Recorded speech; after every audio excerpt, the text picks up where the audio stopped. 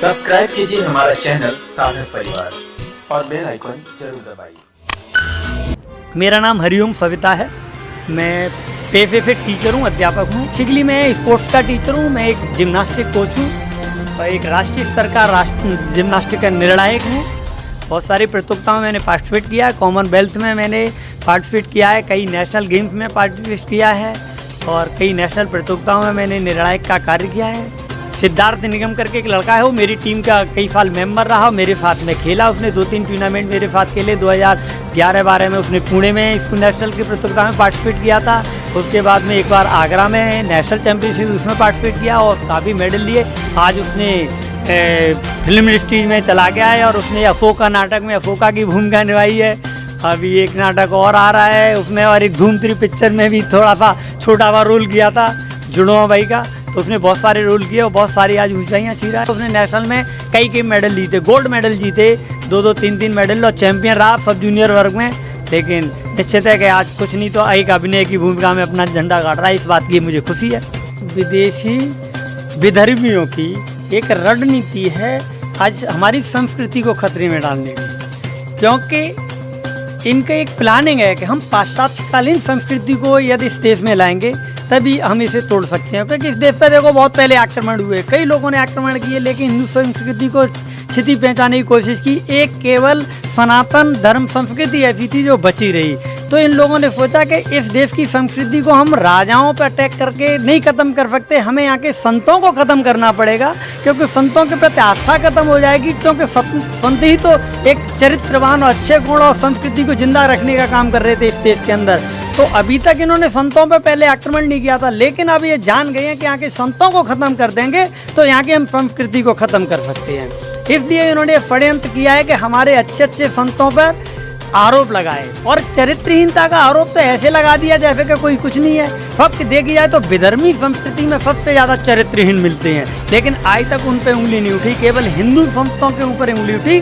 और ना ही इसके लिए कभी किसी सरकार ने कुछ सोचने की कोशिश की, क्योंकि सब इसमें अपना काम कर रहे हैं, अपना उंगली सीधा कर रहे हैं। लेकिन आज मैं आपको ये बात है तो मेरी बात पहुंच रही है जनता तक, तो मैं सबको बता देना चाहता हूं कि भाइयों मेरे, आज आंख खोल लो। आज के बाद आपको सोचने का मौका नहीं मिलेगा। ये हमारी संस्कृति को बर्बाद कर देंगे तो हम बर्बाद हो जाएंगे। और भारत में केवल हिंदुओं का कोई राष्ट्र नहीं, हम भारत को भी आज हिंदू राष्ट्र नहीं कह सकते।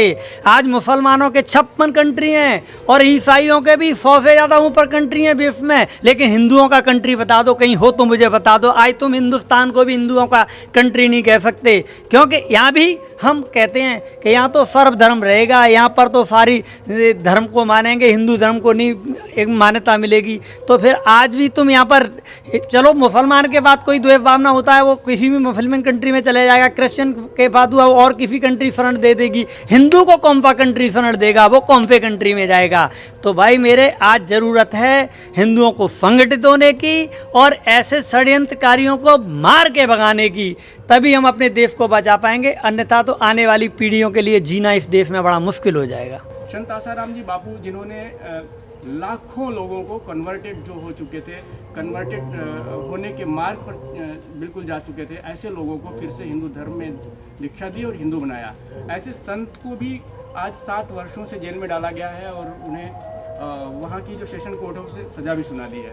क्या कहेंगे, क्या समाज क्या कर पाएगा, क्या समाज का क्या होगा? भाई सबसे बड़ा तो षड्यंत्र यही हुआ कि बापूजी ने ऑलरेडी जो लोग गरीब थे उनको इन लोगों ने पटा करके कैसे भी धर्म परिवर्तन करा दिया। बापूजी ने जाकर के उनके घर वापसी कराई, तो इनको ये आंखों में खटकने लगी कि इस बापूजी के रहते हुए हम अपने मकसद में कामयाब नहीं हो सकते। तो काफ़ी समय पे ये कोशिश कर रहे थे बापूजी के लिए, सफल नहीं हो पा रहे थे, लेकिन मौका देकर सरकार ने साथ दे दिया और बापूजी पे आरोप लगा दिया। आरोप तो वैसे ही बेनित्या है, कोई एक लड़की आरोप लगाती है, 5 दिन बाद FIR कहाँ भी होती है, दिल्ली में जाके होती है, वो भी 0। उसका ही मेडिकल कराया जाता है, उसमें कोई भी उसकी बॉडी पे खरोंच नहीं, कोई चोट नहीं, कुछ नहीं। उसके बाद बापूजी को आनंद फानंद में डाल दिया जाता है, जोधपुर में अरेस्ट करके जेल में। और षड्यंत्र के तहत आज जानते हो भारत की न्याय व्यवस्था क्या है, उसके साथ सजा दे दी जाती है। तो ये तो एक षड्यंत्र के तहत हो ही रहा है, क्योंकि बापूजी ने इस देश को बचाने के लिए, इस संस्कृति को बचाने के लिए बहुत बड़ा कार्य किया है। बापूजी ने अपने अलग अलग आश्रमों में गुरुकुल खोले, जो कि पहले भारत में गुरुकुल की प्रणाली हुआ करती थी एजुकेशन, जबकि आज किसी भी देश को ख़त्म करना है तो उसकी एजुकेशन पर तुम कब्जा कर लो, वो देश खत्म हो जाएगा। किसी व्यक्ति को जीवन को बिगाड़ना है, उसकी शिक्षा को बिगाड़ दो, उसका जीवन बिगड़ जाएगा। तो बापूजी ने इस देश को सुधारने के लिए गुरुकुल प्रणाली को स्टार्ट किया, जहाँ बच्चों का चरित्र निर्माण होता था, शारीरिक निर्माण होता था, जो देश के लिए आगे आके जाके काम करते थे। तो इन लोगों को लगा कि यार बापूजी तो क्या कर रहे हैं, बहुत बड़ी भूमिका निभा रहे हैं संस्कृति को बचाने के लिए, तो उन्होंने क्यों नहीं किया जाए। पहला अटैक उन्होंने बापूजी पे इसलिए किया, और आज बापूजी 7 या 8 साल पे जेल के अंदर बंद है। इस देश की इतनी बड़ी हानि हो चुकी है। मैं आज इस देश की उस जनता को बताना चाहता हूँ कि इस देश की इतनी बड़ी हानि ये लोग कर चुके हैं कि जिसके विषय में हम सोच नहीं सकते। लेकिन अभी भी यहाँ का व्यक्ति नहीं जागा तो भगवान ही फिर आपका मालिक है। साध्वी प्रज्ञा जी को लिया जाए और संत जितने भी और भी हो चुके हैं जिन्हें सजा हुई, और 10-10 साल के बाद असीमानंद जी को देखिए, सभी संतों को 8 साल 10 साल के बाद उन्हें बाइज्जत बरी किया जाता है। तो इन 10 वर्षों में जो लाखों लोगों की श्रद्धा जुड़ी हुई थी, लाखों युवाओं की श्रद्धा जुड़ी थी, लाखों युवा जो है अच्छे मार्ग पर चल रहे थे, व्यसन को छोड़ रहे थे, व्यभिचार को त्याग करके अच्छे मार्ग पर चल रहे थे, वो कौन लौटा पाएगा। यही तो सबसे बड़ी बात है। बड़ा दुख की बात तो यही है कि इन संतों का इतना समय बर्बाद कर दिया। संतों का क्या कर दिया, इस देश के भाग्य का इन्होंने इतना समय बर्बाद कर दिया। जो एक अच्छा निर्माण कर सकते थे, इस देश की किस्मत का अच्छा निर्माण किया जा सकता था, उसको बर्बाद कर दिया। और आज लोअर कोर्ट सजा देती है, हाई कोर्ट पे छोड़ देता है। अभी आपने देखा कुछ दिन पहले एक CBI कोर्ट ने एक दिल्ली में गाजियाबाद में कांड हुआ था, आरूसी हत्याकांड, लंबे समय तक चला, उसके माँ बाप को आजीवन सजा दे दी। उसके बाद हाई कोर्ट उन्हें निर्दोष बन करके छोड़ देता है। भाई ये क्या है इस देश के अंदर, ये कैसी न्याय प्रणाली है। मेरे को तो इस न्याय प्रणाली पे ही उंगली उठने लगती है कि जब इस न्याय प्रणाली को मैं तो कह चाहता हूँ कि जब कोई न्यायाधीश गलत तरीके से निर्णय देता है तो उसके साथ भी ऐसी पनिशमेंट की कार्रवाई हो, क्योंकि इससे सीधा सीधा देश आहत होता है, देश का भविष्य आहत होता है। तो फिर ऐसे न्याय प्रणाली के, ऐसे न्याय देने वाले न्यायदाताओं से कैसी आशा की जा सकती है कि क्या हो, जबकि देश के भविष्य के साथ खिलवाड़ हो रहा होता है कि लोअर कोर्ट ने सजा दे दी, हाई कोर्ट ने छोड़ दी, सुप्रीम कोर्ट ने छोड़ दी। ऐसा क्यों? ये साक्ष्य हैं तो ये है, तो पहले लोअर कोर्ट के ही जज को बिल्कुल साक्ष्यों को देख करके देनी चाहिए कि दे दो सजा, मेरे पे मिस्टेक होगी, ऊपर वाला में तुम्हारे मिस्टेक के कारण कितने लोगों को लॉस झेलना पड़ेगा।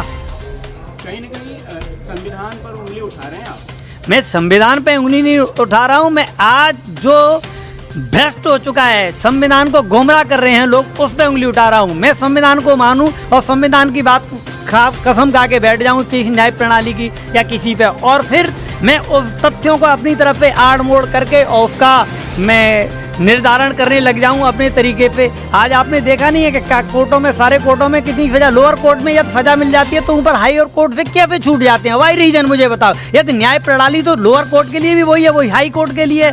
फिर मुझे बता दो कि ऐसे कैसे हो जाता है कि नीचे वाले कोर्ट उस चीज़ को नहीं देखता, ऊपर वाली कोर्ट देख लेता है, या उससे ऊपर वाली कोर्ट देख लेता है। कहीं ना कहीं सुधार की आवश्यकता है, आप कहना। सुधार की आवश्यकता क्या है कि आज इतनी आवश्यकता है कि एक आतंकवादी को यहाँ फांसी दी जाती है, रात के 12 बजे कोर्ट खुलवा दी जाती है, और संभ्रांत इस देश के बड़े बड़े लोग उसके लिए चिट्ठियां लिखते हैं कि रात के 12 बजे कोर्ट खोला जाए, रात के 12 बजे उसकी सुनवाई होती है। आज संतों के लिए अर्जियां लगी रहती हैं, 6-6 महीने की डेटें पड़ती रहती हैं, और गरीब इंसान तो जा ही नहीं सकता, गरीब इंसान तो लड़ ही नहीं सकता। गरीब इंसान फिर अर्जी दे तो उसकी कोई सुनवाई नहीं है, पैसे वालों के लिए सुनवाई है। तो फिर मेरे को बताओ इसमें संविधान कहाँ